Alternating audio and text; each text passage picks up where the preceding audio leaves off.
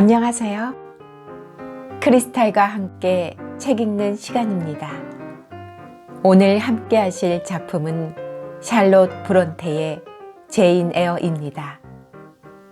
샬롯 브론테는 영국의 작가로 1816년 요크셔주의 목사 집안에서 태어났습니다. 5살 때 어머니를 여윈 뒤 10살도 되기 전에 두 언니를 잃었으며 다 자라서는 남동생과 여동생, 두 동생을 잃는 등 죽음의 그림자가 그녀 곁을 떠나지 않았습니다. 1842년 교원 자격증을 얻기 위해 브리셸의 학교에 입학하였고 그곳에서 가정을 가진 애제 교수에게 특별한 감정을 품게 되는데 그녀의 처녀작 교수나 빌렛 같은 작품에 그에 대한 사모의 감정이 형태를 달리해 묘사되고 있습니다. 그녀는 1854년 아버지의 보좌역을 맡았던 니콜스 목사와 결혼했으나 그 이듬해 폐결핵에 걸려 39세의 나이에 갑자기 세상을 떠났습니다. 샬롯은 짧은 생을 살았기에 그리 많은 작품을 남기지는 않았지만 오늘날까지 많은 독자들의 사랑을 받고 있습니다. 그녀는 여성으로서의 삶이 아니라 한 인간으로서의 삶을 피력했고 단번에 근대 작가의 반열에 오를 수 있었는데 그것이 오늘날까지 많은 독자를 사로잡는 이유라고 할 수 있습니다. 구독, 좋아요, 알림 설정 부탁드립니다. 4. 에버트와 베시가 나눈 이야기는 건강해지고 싶다는 생각을 갖는데 충분한 동기가 되었다. 바야흐로 내게 변화가 다가오는 것 같았다. 나는 조용히 그 변화를 고대하고 있었지만 조금 시간이 걸렸다. 어느새 한 일주일이 지나갔다. 자기 어머니의 명령 때문인지 조지아나와 엘리자는 될 수 있는 한 내게 말을 걸지 않았으나 조는 나와 마주칠 때마다 놀리려 들었다. 한 번은 분노와 반항심이 끓어오른 내가 필사적으로 달려들자 그는 그만두는 것이 상책이라고 생각하고는 그 대신 욕을 퍼부었다. 그러고는 달아나면서 내가 자기 코에 상처를 냈다고 소리를 질렀다. 정말로 나는 있는 힘을 다해서 존의 코를 때렸던 것이다. 겁에 질린 존의 표정을 보고 내가 제 코를 때렸기 때문인지 아니면 내 표정 때문이었는지는 모르지만 나는 이런 기회에 그 녀석을 좀 더 골탕 먹이고 싶다는 생각이 들었다. 그러나 존은 어느새 자기 엄마 곁으로 도망가 버렸다. 그는 울면서 저 고약한 죄인이 사나운 고양이같이 덤벼들었다고 일러 바쳤다. 그러나 그의 그런 호소는 중간에서 거칠게 끊기고 말았다. 그러게 내가 뭘 했니? 그 계집애 곁에는 가지 말라고 했잖아. 이제부터 누구든 그 계집애하고는 상대하지 마. 이 말을 들은 나는 난간 기둥에 기대어 으앙하고 울음을 터뜨렸다. 그러고는 아무도 나의 상대가 안 돼! 하고 소리쳤다. 그러자 리드 부인은 그 뚱뚱한 몸에 어울리지 않게 재빠르게 계단을 뛰어 올라와 나를 아이들 방으로 끌고 가서는 침대 언저리로 냅다 때밀었다. 그러고는 성난 목소리로 하루 종일 그 자리에 서 있든지 아니면 한마디라도 더 해볼 테면 해보라고 소리를 질렀다. 그 순간 나는 내가 무슨 말을 하는지도 의식하지 못한 채 만일 리드 외삼촌이 지금까지 살아계셨다면 외숙모에게 뭐라고 하셨을까요? 하고 말했다. 아니 뭐라고? 리드 부인은 숨이 넘어갈 듯이 헐떡거리며 말했다. 늘 싸늘할 정도로 가라앉았던 그녀의 두 눈은 순간 공포와 분노에 휩싸였다.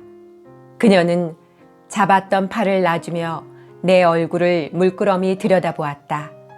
어린아이인지 악마인지 도대체 알 수 없다는 듯한 표정이었다. 그 순간 나는 하고 싶은 말을 다 해야겠다고 생각했다. 리드의 삼촌은 천당에서 외숙모가 말하고 생각하는 것을 다 알고 계실 거예요. 우리 엄마 아빠도 그럴 거고요.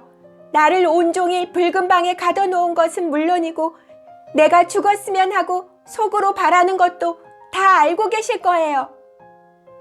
리드 부인은 입을 꾹 다문 채 내 뺨을 찰싹찰싹 후려갈기더니 아무 말도 하지 않고 나가버렸다. 곧 배시가 들어와서 근 1시간 동안이나 잔소리를 늘어놓았다. 배시는 이 세상에 있는 어린아이 가운데 내가 가장 못되고 염치 없는 애라고 단정지어 말했다. 나도 그녀의 말이 반쯤은 옳다고 생각했다. 사실 나 역시 내 마음속에는 사악한 감정만이 꿈틀대고 있음을 느끼고 있었기 때문이었다. 어느덧 겨울이 와서 게이츠 헤드에는 예년과 같이 성대하고 즐거운 크리스마스와 신년 축하 파티가 열렸다. 선물 교환이 있었고 만찬회며 저녁 파티도 열렸다. 물론 나는 이 모든 즐거운 행사에서 빠졌다. 내가 맛볼 수 있는 유일한 즐거움이란 엘리자와 조지아나가 몸치장하는 것을 바라보는 것뿐이었다. 그리고 나중에는 아래층에서 들려오는 피아노와 하프의 멜로디나 하인들이 바쁘게 왔다 갔다 하는 발소리, 컵과 사기 그릇이 부딪히는 소리, 응접실 문을 열고 닫을 때 들리는 여러 사람의 마디마디 끊어진 말소리에 귀를 기울이는 것을 즐거움으로 삼았다. 이런 것에도 실증이 나면 나는 고요하고 쓸쓸한 아이들 방으로 갔다. 그곳에 앉아 있으면 마음 한구석이 서글프기는 했지만 비참하다는 생각은 들지 않았다. 손님들이 모두 돌아가고 배시가 층계를 올라오는 소리를 기다리는 동안 꽤 오랜 시간이 지난 것 같았다. 때때로 배시는 골무나 가위를 찾으러 올라오기도 하고 저녁 식사 대신으로 건빵과 치즈를 갖다 주기도 했다. 그럴 때면 내가 그것을 먹는 동안 배시는 침대 머리맡에 앉아 있다가 다 먹으면 이불을 잘 덮어주고 얼굴에 입을 맞추고 잘 자요 제이나 씨 라고 말하곤 했다. 이렇게 친절할 때의 배시는 내게 있어서 이 세상에서 가장 예쁘고 착한 사람처럼 보였다. 정월 보름 아침 9시경이었다. 배시는 아침을 먹으러 아래층으로 내려갔고 사촌들은 아직 자기 어머니한테 불려가기 전이었다. 엘리자는 닭에게 모이를 주러 가기 위해 따뜻해 보이는 외투를 입는 중이었고 조지아나는 높은 걸상에 앉아 거울을 보며 머리를 손질하고 있었다. 나는 배시의 명령대로 자리를 정돈했다. 자기가 돌아오기 전까지 방안을 깨끗이 청소해 놓으라고 했기 때문이다. 요즘 와서 배시는 내게 방을 치우게 하는가 하면 걸상의 먼지를 털게 하는 등 마치 하녀처럼 부려먹었다. 아이들 방 창에서 보면 문지기 숙소와 마차길이 보였다. 내가 유리창에 낀 은빛으로 반짝이는 성에를 밖이 내보일 만큼 입으로 불어서 녹였을 때 정문이 열리며 마차 한 대가 굴러들어왔다. 게이츠 헤드에는 때때로 마차가 찾아오곤 했지만 나의 관심을 끌만한 사람을 태우고 온 적은 한 번도 없었다. 마차가 현관 앞에 머무르자 종소리가 요란스럽게 나더니 손님이 안으로 들어왔다. 이런 일은 나와 아무 상관도 없었기 때문에 나는 그 마차보다도 앵두나무 가지에 앉아 울고 있는 작은 방울새에 더 관심이 갔다. 내가 그 방울새에게 먹다 남은 빵 조각을 뿌려주려고 창틀을 막 잡아당겼을 때 배시가 들어왔다. 자, 제이나 씨, 어서 그 앞치마를 벗어요. 그런데 여태 뭘 했지? 아침에 세수나 했어요? 그러나 나는 그 말에도 대답도 하지 않고 창문을 열어 빵 부스러기를 뿌렸다. 그 방울새에게 꼭 그걸 먹여주고 싶었기 때문이다. 나는 그 일이 끝난 뒤에야 대답했다. 아니, 이제 겨우 청소를 끝냈는데. 이렇게 철없는 애는 처음 본다니까. 그런데 지금은 뭘 하고 있는 거예요? 무슨 나쁜 장난이나 친 것처럼 얼굴을 붉히고 서서? 왜 창문을 열었어요? 배시는 너무 바빠서 내 설명을 듣고 있을 시간이 없을 것 같아 나는 대답을 안 했다.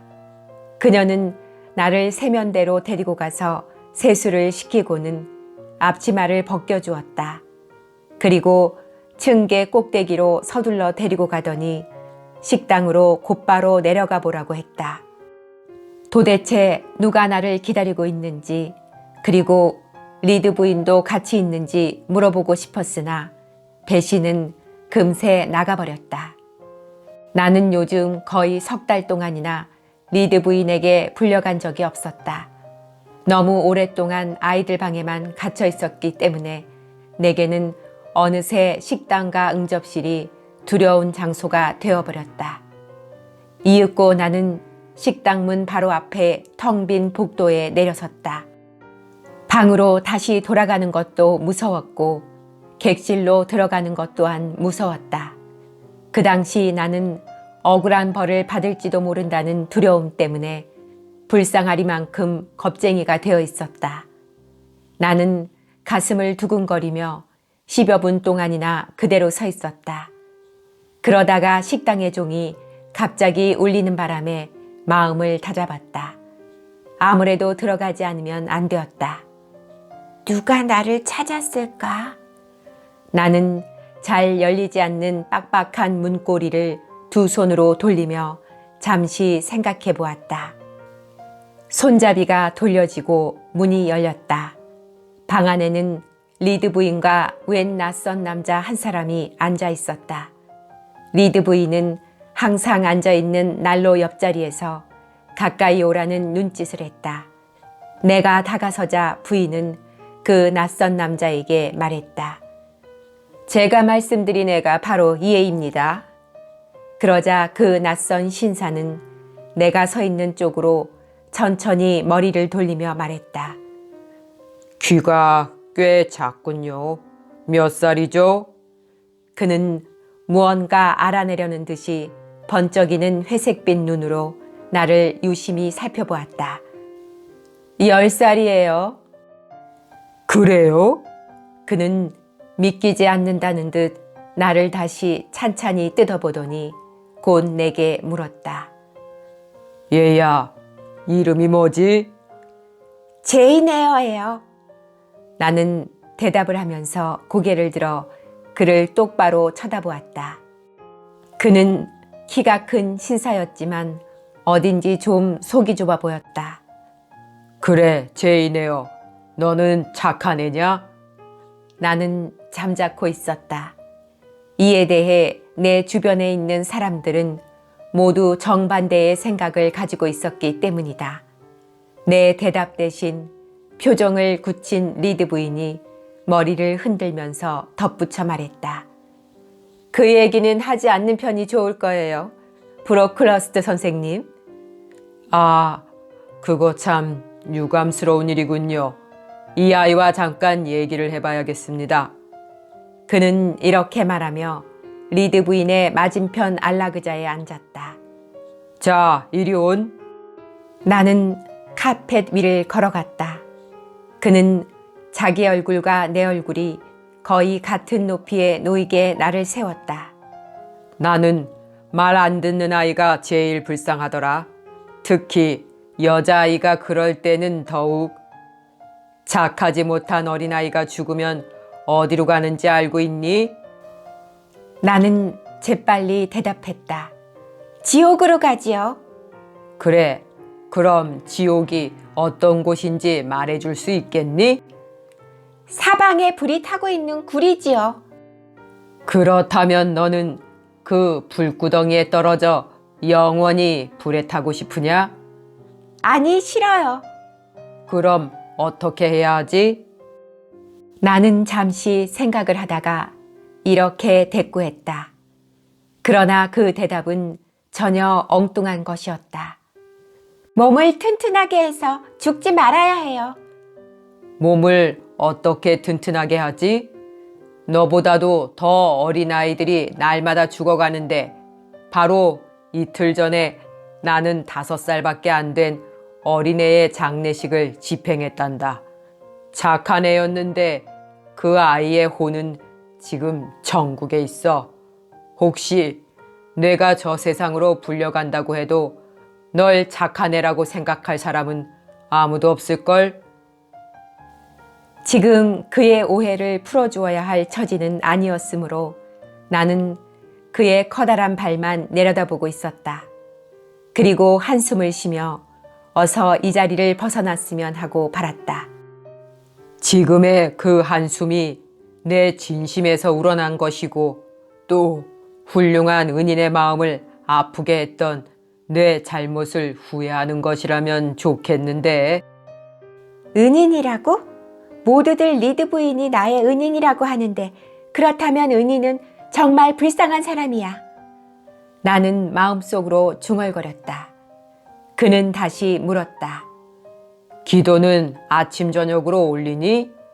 네, 성경은 가끔씩 읽어요. 즐겨 읽니? 어느 걸 좋아해? 네, 전 성경 중에 요한계시록, 다니엘, 창세기, 사무엘을 좋아해요. 그리고 출애굽기와 열왕기와 역대의 일부, 욥기와 요나서도 좋아해요. 그럼 시편도 물론 좋아하겠지? 아니, 싫어해요. 뭐? 싫다고? 거참 이상한데. 내겐 너보다도 어린 아들 녀석이 있는데 시편을 6편이나 애운단다. 그 애에게는 너는 시편을 애울 테냐 아니면 생강과자를 먹을 테냐 하고 물으면 그 애는 저는 시편을 외우겠어요. 천사는 시편을 노래해요. 저는 천사가 되고 싶어요. 하고 말한단다. 그래서 나는 그 대답이 기특해 과자를 2개나 주곤 하지. 전 시편은 조금도 재미없어요. 나는 고집을 부렸다. 그게 바로 내가 잘못된 마음을 지녔다는 증거야. 그러니까 기도를 해야지. 맑고 깨끗한 마음을 주소서. 돌같이 굳은 마음을 없애고 부드러운 마음을 주시옵소서 하고 말이야. 내가 어떻게 하면 마음을 바꿀 수 있는지 막 그 방법을 물으려는데 리드 부인이 갑자기 내게 앉으라고 하고는 자기 혼자 이야기를 계속했다.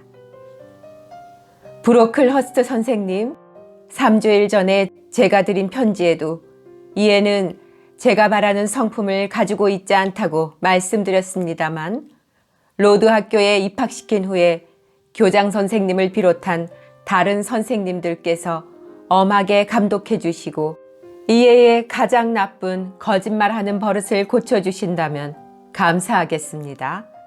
제인, 브로클허스트 선생님께 거짓말하지 못하도록 내 앞에서 말해두는 거야. 이렇게 가혹하게 남의 기분을 상하게 하는 리드 부인을 내가 어떻게 좋아할 수가 있겠습니까?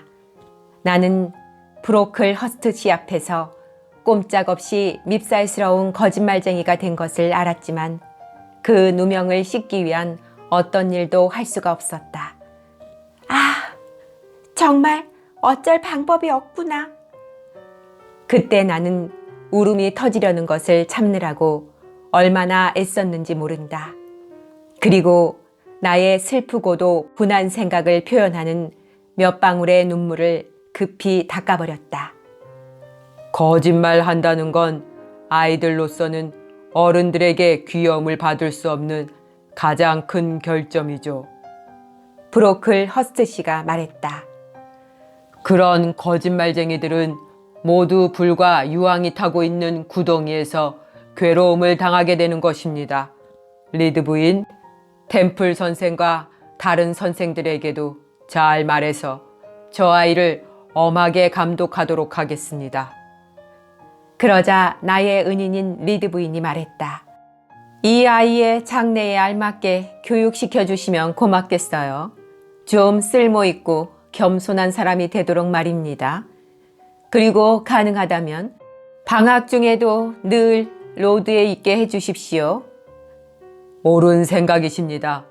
겸손은 기독교인이 지녀야 할 미덕이고 특히 로드 학생들의 특징입니다. 그래서 저는 학생들이 항상 그 미덕을 지니도록 특별히 교육시키고 있습니다. 브로클 허스트 선생님, 그거야말로 제가 가장 바라는 점이에요. 온 나라를 뒤진데도 제인 에어 같은 아이에게 그 이상 알맞은 학교는 없을 것 같군요. 저는 모든 일에 있어서 겸손하고 솔직한 것을 제일로 여긴답니다. 부인, 겸손과 솔직이란 기독교인의 의무입니다. 정말 훌륭하시군요. 선생님, 이제 이 아이가 로드의 학생이 되도록 이 아이의 신분이나 장래에 보탬이 될 만한 교육을 받게 되리라고 믿어도 좋겠지요? 그럼요, 부인. 마음 놓으십시오. 그럼 브로클 허스트 선생님, 되도록 빨리 보내겠습니다. 이런 귀찮은 책임을 한시바삐 잊고 싶어서요. 그러시겠죠. 자, 그럼 안녕히 계십시오. 저는 한 2, 3주일 후에야 브로클 허스트관으로 돌아갈 것입니다. 친구인 부감독이 그보다 더 일찍은 못 떠나게 할 테니까요. 이 애를 맡는데 귀찮은 일이 안 생기도록 템플 선생에게 미리 일러두겠습니다. 안녕히 계십시오. 네, 안녕히 가세요. 부인과 따님에게도 안부 전해 주십시오. 또 어거스트 디어도어 그리고 브로튼 블로커스트 도련님께도 안부 전해 주시고요. 네, 부인. 그렇게 하지요. 얘야, 제인. 여기 아동 안내라는 책이 있는데 기도드릴 때 잘 읽어봐라. 특히 거짓말하고 속이기 잘하는 마르타라는 아이가 저랑간 죽는 데 대한 이야기가 있는 부분을 말이야. 브로클 허스트 씨는 이렇게 말하며 내 앞에 겉장을 깨맨 작은 책 한 권을 내놓았다. 그러고는 마차를 불러 타고 가버렸다. 이제는 리드 부인과 나만 남게 되었다. 말없는 가운데 몇 분이 지나갔다. 리드 부인은 바느질을 하고 있었고 나는 그녀가 앉은 안락의자에서 대여섯 걸음 떨어진 곳에 서서 그녀를 물끄러미 쳐다보고 있었다. 그때 리드 부인의 나이는 아마 36이나 7쯤 되었을 것이다. 그녀는 건강한 체격에 피부는 거칠고 거무튀튀했으며 머리는 거의 황금색이었다. 그녀는 알뜰한 살림꾼으로 가족과 하인들을 완전히 휘어잡고 있었다. 그 이야기가 나에게 아주 적합한 충고나 된다는 듯이 브로클 허스트 씨가 주고 간 거짓말쟁이의 죽음에 대한 이야기가 쓰인 작은 책이 내 손에 쥐어져 있었다. 방금 있었던 일, 즉 리드 부인과 브로클 허스트 씨와의 대화, 이야기할 때의 태도들이 다시 생생하게 되살아나며 두 사람의 대화 속에 담겨진 의미가 그것을 들었을 때 이상으로 나의 마음을 아프게 했다. 그러자 갑자기 불같은 분노가 끓어올랐다. 리드 부인이 일을 하다 말고 나를 쳐다보더니 명령했다. 어서 아이들 방으로 가버려. 내 눈빛이나 아니면 다른 어떤 것이 벼랑간 그녀의 기분을 상하게 한 모양이었다. 나는 일어나서 문 쪽으로 걸어갔다. 그러나 나는 다시 되돌아서서 방을 곧장 가로질러 부인 곁으로 다가갔다.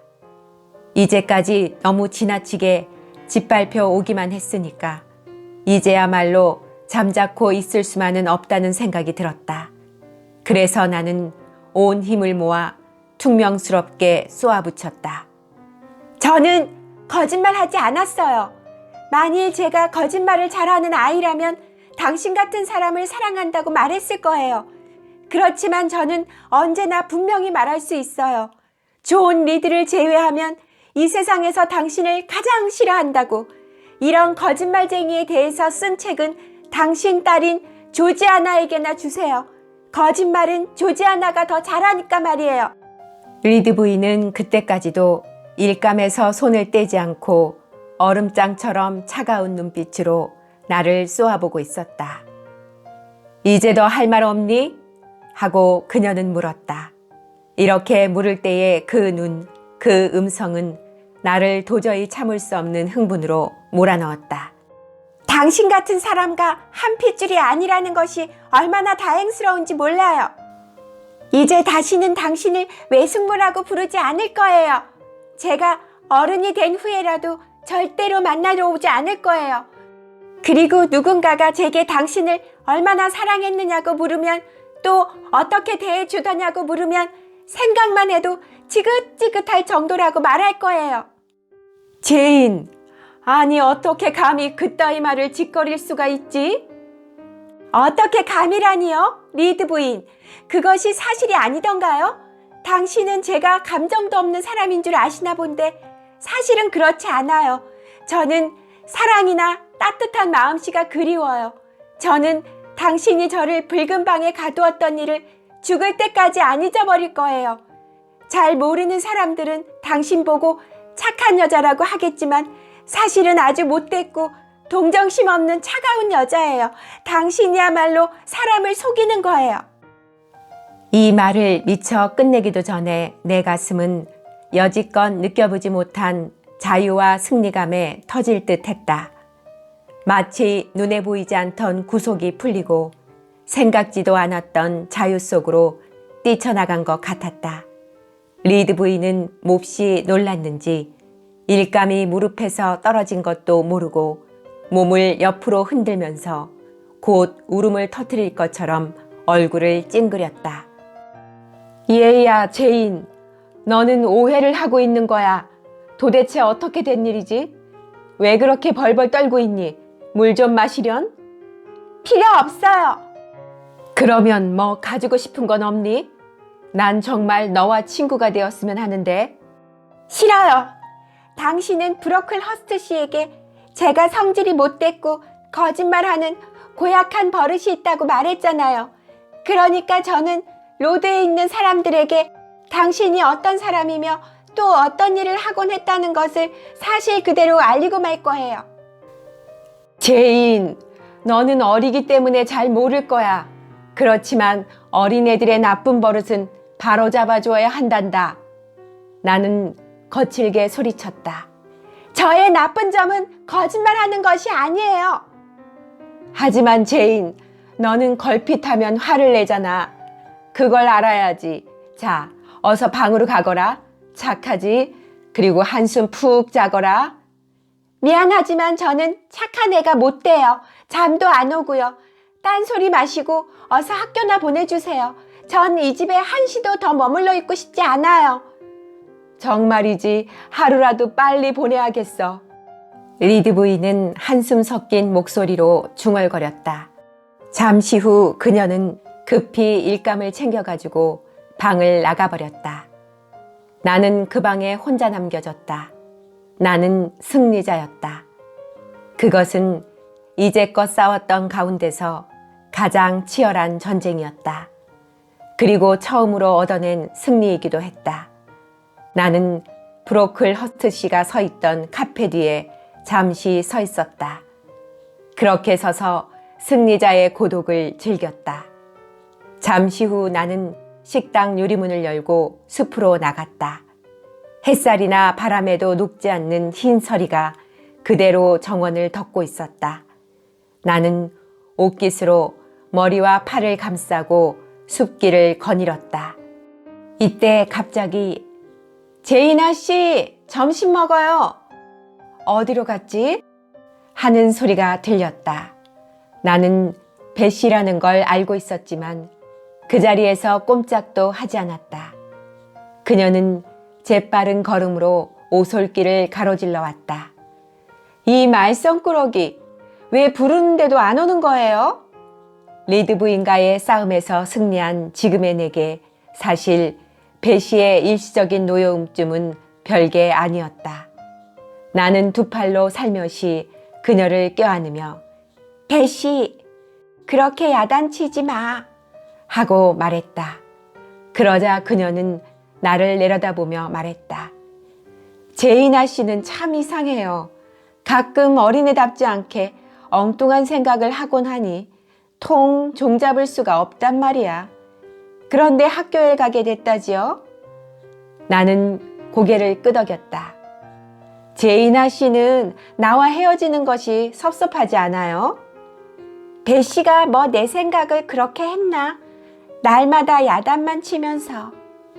아 씨는 유난스럽게 겁도 많고 수줍어하는 아이니까 좀 더 대담해져야 해요. 뭐? 지금보다 더 얻어맞으라고? 별소리를 다 하네. 하지만 좀 천대받고 있는 건 사실이에요. 우리 어머니가 지난 주일에 오셨을 때 만일 친자식이라면 죄인과 같은 처지에 그대로 두지 않았을 거라고 하셨어요. 자, 얼른 집으로 들어가요. 기쁜 소식이 있으니까요. 내게 무슨 좋은 소식이 있을까? 그게 무슨 소리예요. 그렇게 슬픈 얼굴을 하고. 아무튼 마님과 아가씨들과 좋은 도련님은 이따 초대받아 나가신다니까 나와 같이 차를 마셔요. 차를 마시고 나서 내일을 좀 도와줘요. 아씨 서랍을 정리하는 일이니까. 마님은 아마 오늘 내일 사이에 아씨를 학교로 보낼 생각인가 봐요. 배시, 그럼 내가 떠날 때까지 혼내지 않겠다고 약속해줘. 그럼 약속하지요. 그렇지만 아씨도 착하고 얌전한 아이가 되어야 해요. 어쩌다가 잔소리를 해도 겁에 질린 얼굴은 하지 말아요. 그러면 더 화나니까. 응, 나도 이제는 겁내지 않을게. 나는 배시에게 고개를 숙이게 하고는 키스를 했다. 나는 어느 때보다도 기분이 좋아서 배시를 따라 집으로 들어갔다. 그날 오후는 아무 일 없이 지나갔다. 밤에는 배시가 자기가 알고 있는 재미난 이야기를 해주었고 아름다운 목소리로 노래도 불러주었다. 5. 1월 19일 새벽 5시쯤 배시가 촛불을 들고 내 방으로 왔다. 나는 그때 벌써 일어나 떠날 준비를 하고 있었다. 괴종시계 소리가 6시를 알리자 멀리서 마차 바퀴 소리가 들려왔다. 나는 문간에 서서 다가오는 마차의 등불을 바라보고 있었다. 이윽고 마차가 멎었다. 이 애를 잘 돌봐주세요. 마부가 나를 안아 마차에 태울 때 배시가 이렇게 말했다. 예. 하는 마부의 대답과 함께 마차는 떠났다. 이렇게 해서 나는 마침내 게이츠 헤드를 떠난 것이다. 그때 생각에는 마차가 멎는 곳에 신비스러운 미지의 세계가 펼쳐져 있을 것만 같았다. 마차는 여러 마을을 지났다. 우람하고 짙푸른 산들이 지평선 위로 솟아 있었다. 어두워지자 마차는 나무가 우거진 컴컴한 골짜기를 내려갔다. 나무들 사이에서 불어오는 바람 소리를 들으며 나는 잠이 들었다. 그리고 얼마 후 오래잔 것 같지도 않은데 마차가 급히 서는 바람에 눈을 떴다. 마차 문이 열리자 어떤 사람이 서 있었다. 나는 마차 불빛으로 그 사람의 얼굴과 옷차림을 살펴보았다. 여기 제인 에어라는 여자아이가 있습니까? 그녀가 물었다. 네, 여기 있어요. 내 대답이 끝나기가 무섭게 마차는 나와 트렁크를 내려놓고 곧 떠나버렸다. 너무 오랫동안 앉아 있었으므로 몸이 뻐근했다. 게다가 바퀴 소리가 너무나 요란했기 때문에 귀까지 멍했다. 나는 정신을 가다듬어 사방을 둘러보았다. 어둠과 비바람으로 음산한 초저녁이었지만 나는 내 앞에 있는 벽과 그 가운데 동굴 입구처럼 열려있는 문을 어렴풋이나마 알아보았다. 나는 새로운 안내자와 함께 문을 지나 안으로 들어갔다. 그녀는 곧 문을 닫고 잠갔다. 그리고 유리창이 많고 그 가운데 몇 개의 불빛이 환한 두어 채의 집이 드러났다. 물이 튀는 자갈길을 지나 마침내 우리는 그 건물의 현관에 이르렀다. 그녀는 복도를 지나 불을 피워놓은 방으로 나를 안내했다. 그녀는 그곳에 나를 혼자 남겨두고 가버렸다.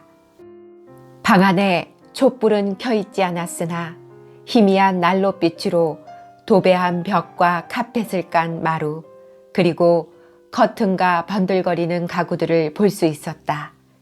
나는 얼어서 감각이 둔한 손가락을 불에 녹이면서 벽에 걸린 그림의 의미를 생각해 보았다. 그때 문이 열리고 등불을 든 사람이 들어왔다. 바로 뒤에 한 사람이 더 따라왔다. 이런 어린애를 혼자 보내다니. 등불을 책상 위에 내려놓으면서 먼저 들어온 키 큰 여자가 말했다. 몹시 피곤해 보이는데 고단하지 않니? 그녀는 내 어깨에 손을 얹으며 말했다. 네, 조금.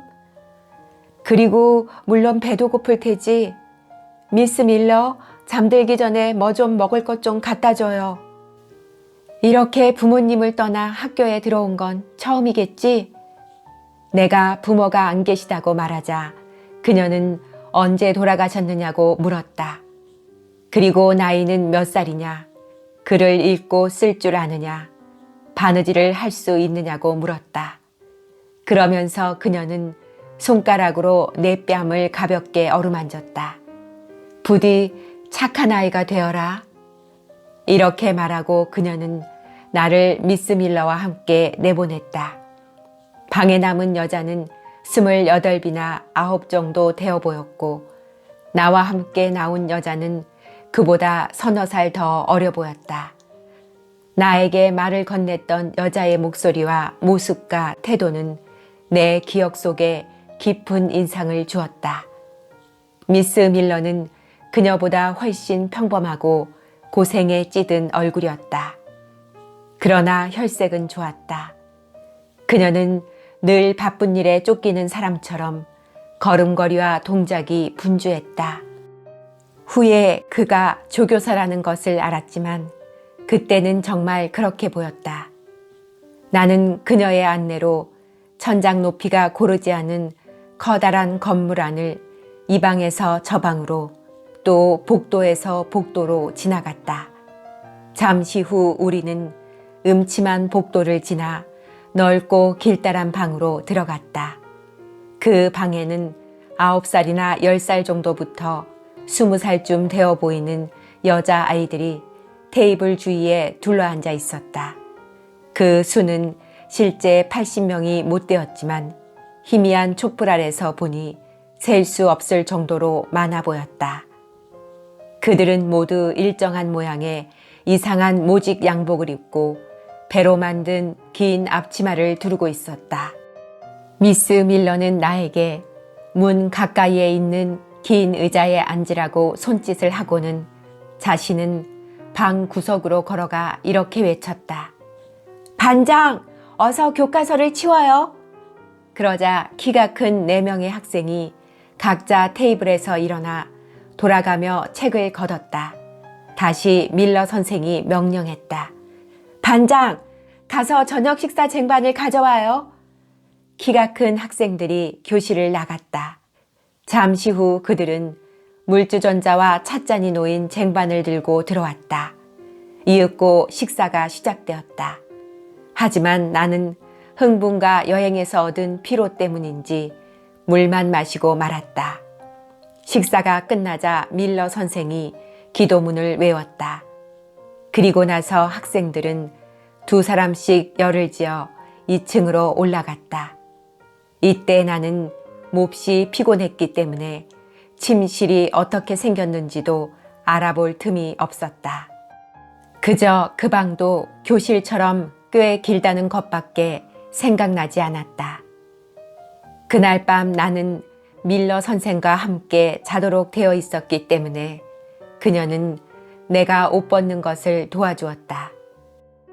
나는 길다랗게 열지어 있는 침대 하나마다 두 사람씩 들어가 자는 것을 보았다. 10분쯤 지나 마지막 한 자루의 촛불마저 꺼지자 나는 침묵과 어둠 속에서 이내 잠이 들었다. 그날 밤 나는 너무 피곤해서인지 꿈도 꿀 수 없을 정도로 완전히 지쳐 있었다. 내가 두 번째로 눈을 떴을 때는 종소리가 크게 울리고 아직 날이 밝지도 않았는데 학생들은 모두 일어나서 옷을 입고 있었다. 방 안에는 흐릿한 등불이 한두 개 켜져 있었다. 나는 일어나기 싫었지만 마지못해 일어났다. 날이 몹시 추웠다. 나는 부들부들 떨면서 겨우 옷을 입고 대야가 비기를 기다려 세수를 했다. 방 중앙의 세면대에는 6명에 한 개씩 대야가 배당되어 있었기 때문에 차례를 기다리기가 지루했다. 종이 다시 울리자 학생들은 두 사람씩 열을 지어 아래층으로 내려가 싸늘하고 흐릿한 불이 켜져 있는 교실로 들어갔다. 이곳에서 학생들은 밀러 선생의 인도로 아침 기도를 올렸다. 얼마 후 멀리서 종소리가 들렸다. 그러자 3명의 여자가 들어왔다. 그들은 각자 자기 테이블에 가 앉았다. 밀러 선생은 문 가까이에 있는 빈자리에 앉았다. 그녀의 주위에는 나이가 어린 학생들이 모여 있었다. 나도 그들 속에 섞여 맨 끝자리에 가 앉았다. 이윽고 수업이 시작되었다. 짧은 기도문 외우기, 성경풀이, 또 성경 구절 낭독에 거의 1시간이 지나버린 것 같았다. 공부가 끝났을 때는 날이 완전히 밝아 있었다. 그때 4번째의 종소리가 울렸다. 그러자 학생들은 다시 줄을 지어 다른 방으로 아침을 먹으러 갔다. 그 전날 나는 아무것도 먹지 않았기 때문에 몹시 허기져 있었다. 긴 식전 기도가 끝나자 하인이 선생들에게 차를 날라왔다. 식사가 시작되자 나는 배가 고파 정신이 희미해질 정도였으므로 음식 맛도 모르고 허겁지겁 한두 술 떠먹었지만 공복의 기운이 가시자 곧 구역질 나는 음식을 먹고 있다는 것을 알았다. 죽이 탄 것은 썩은 감자만큼이나 못 먹을 것이었다. 다른 학생들의 숟가락질에도 기운이 없었다. 그럭저럭 아침 식사가 끝났지만 제대로 음식을 먹은 사람은 아무도 없었다. 수업이 다시 시작되려면 15분쯤 있어야 했는데 그동안 교실은 온통 떠들썩했다. 이때만큼은 큰 소리로 자유롭게 말을 해도 괜찮은 모양이었다. 내용은 처음부터 끝까지 아침 식사 이야기로 모두들 노골적으로 그것을 비난했다. 몸집이 큰 학생들 한 무리가 저마다 심각하고 실쭉한 표정으로 수군대고 있었다. 그 누군가의 입에서 브로클 허스트 선생의 이름이 나왔고 그러자 아직 그 방에 남아있던 밀러 선생은 그렇지 않다는 듯이 머리를 가로저었다. 그러나 그녀도 화가 났는지 모두의 분노를 가라앉히려는 노력은 별로 하지 않았다. 교실 안에 있는 괴종 시계가 9시를 쳤다. 밀러 선생은 학생들을 해치고 나와 교실 한가운데 서서 외쳤다. 모두들 조용히 제자리에 앉아요. 5분쯤 지나자 소란한 것이 정돈되었다. 혼잡이 가시고 비교적 조용한 분위기가 되었을 때 지체 높은 선생들이 각자 자기 자리에 가 앉았다. 나는 선생들을 자세히 뜯어보았지만 마음에 드는 선생은 하나도 없었다. 내가 선생들의 이 얼굴 저 얼굴을 살펴보고 있을 때 교실 안의 학생들이 일제히 벌떡 일어섰다. 어떻게 된 것일까? 호령은 들리지 않았다. 내가 침착성을 되찾았을 때에는 이미 모든 학생들이 자리에 앉은 후였다.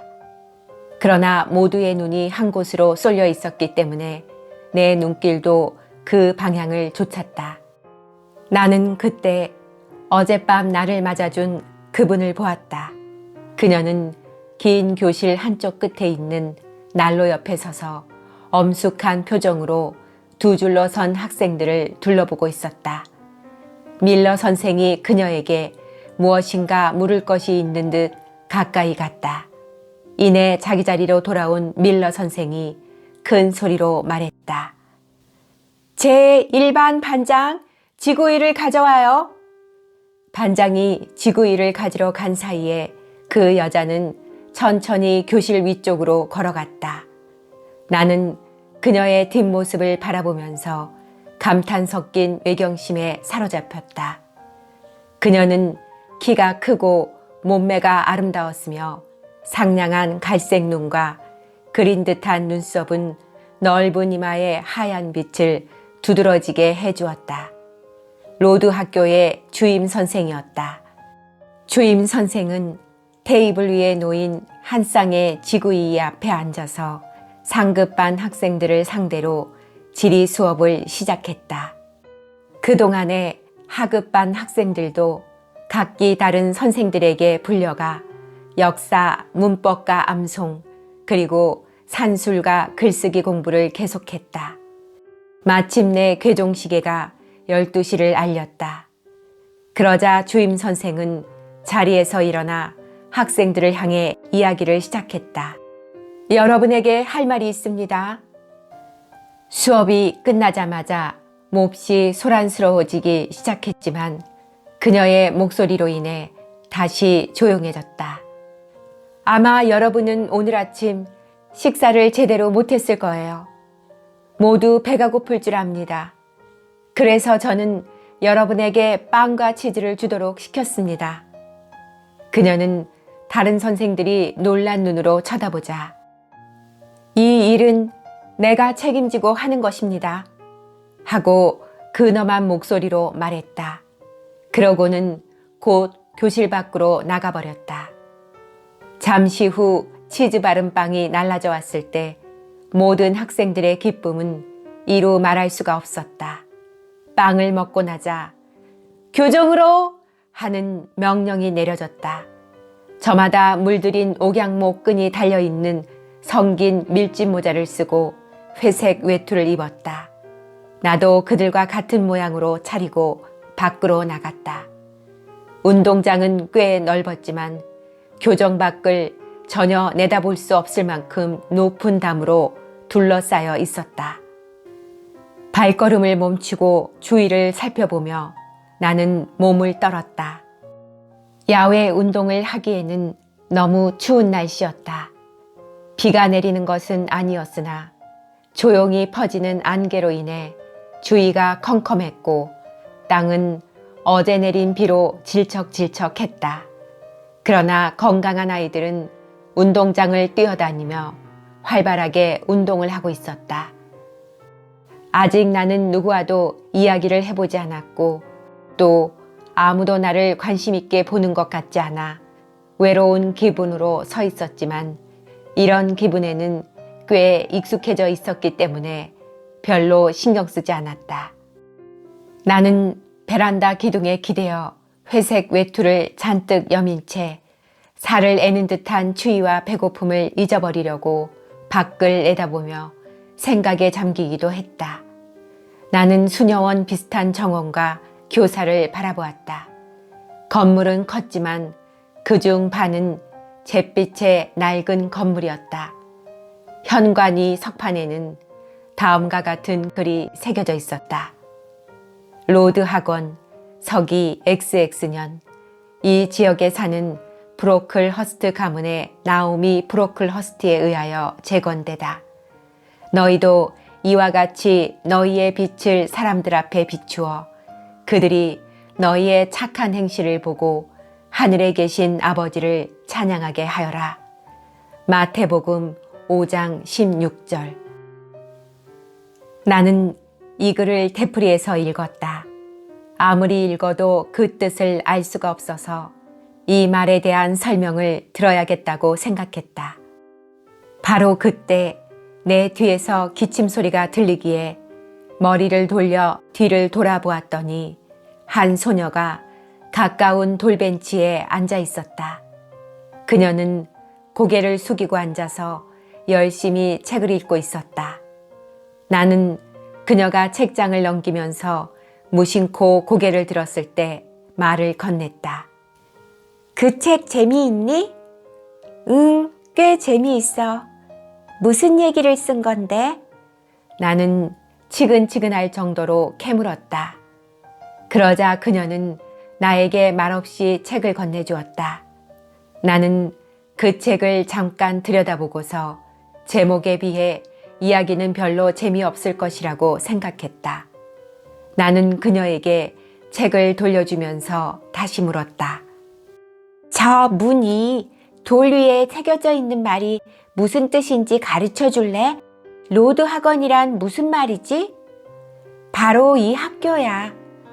그런데 왜 학원이라고 하지? 이곳이 학교와는 무엇이 다른데? 이곳은 반은 자선학교야. 혹시 너는 고아 아니니? 아니면 아버지나 어머니 두 분 중 누가 돌아가셨거나 두 분 모두 어렸을 때 돌아가셨어. 그럴 거야. 여기 있는 학생들은 모두 어머니나 아버지 또는 양친이 다 안 계신 애들이야. 그래서 이곳을 고아를 교육시키는 자선학교라고 부른단다. 그럼 우리는 돈을 안 내고 있는 거니? 아니, 내기는 하지. 우리들이 내든지 아니면 우리를 동정하는 사람들이 1년에 1인당 15파운드씩 내고 있어. 그런데 어째서 우리들을 자선학원 학생이라고 하는 거지? 1년에 15파운드로는 기숙사비나 수업료가 부족하니까. 부족한 돈은 기부금으로 채우는 거야. 누가 기부를 하는데? 근처나 런던에 사는 인정 많은 신사와 기부인들이야. 그런데 나오미 브로클 허스트 씨는 누구니? 저기 석판에 쓰여진 대로 이 학교에 새 건물을 지은 분이야. 지금은 그분의 아드님이 모든 학교 일을 감독 지휘하고 계셔. 왜? 왜라니? 그분이 학교의 관리인이고 회계를 맡아보고 있으니까 그렇지. 너는 여기 온 지 얼마나 되었니? 2년 되었어. 너도 고아니?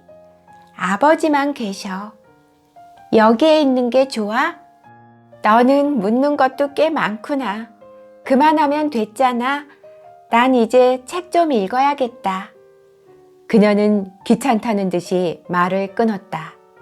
그때 마침 점심 식사 시간을 알리는 종소리가 울려 모두 안으로 몰려들어갔다. 점심 역시 아침과 마찬가지로 형편없었다.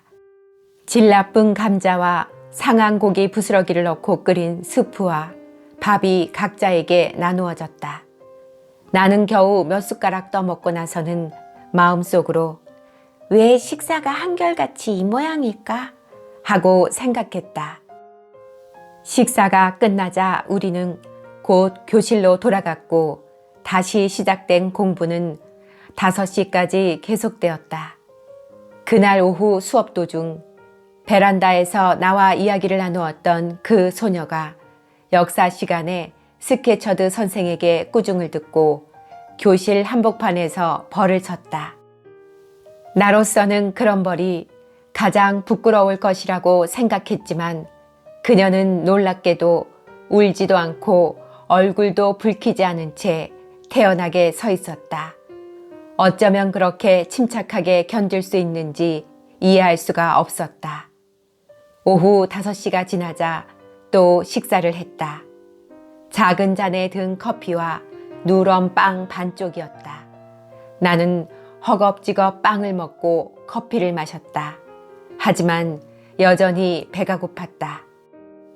식사 후 30분의 쉬는 시간이 있었고 휴식 시간이 끝나자 다시 수업을 시작했다.